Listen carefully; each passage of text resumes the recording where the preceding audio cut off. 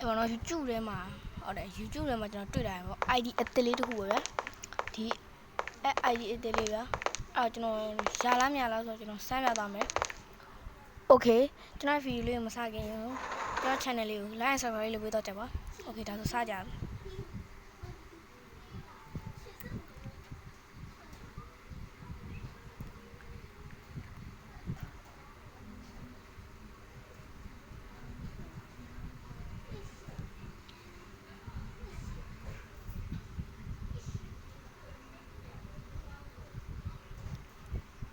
ဟိုနည်းနည်း error တက်တယ်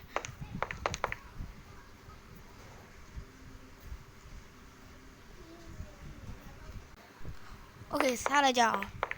နောက်ဆုံးကျွန်တော်ထုံးစံတိုင်းမီနူထဲဝင်ပါ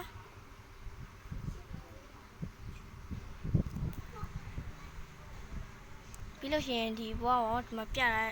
prop ထဲဝင်ပါဒါလေးပါအဲ့လေးပါ Okay အဲ့ထဲဝင်လိုက်ပါပုံနဲ့ error တက်တယ်အော်ပြီးဒီမှာပေါ့ဒီထဲဝင်လိုက်ပါ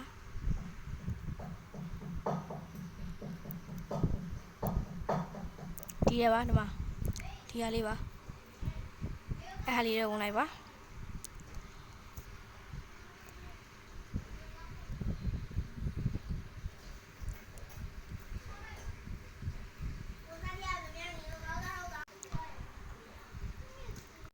โอเคဒီ ID လေးပါကျွန်တော်တားရရှိလို့နည်းနည်းလုပ်လိုက်ပါ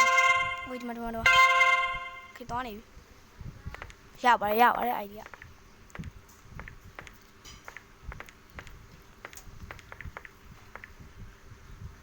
โอเคရောက်သွားပြီWhat the hell ယူဘူးလားကျွ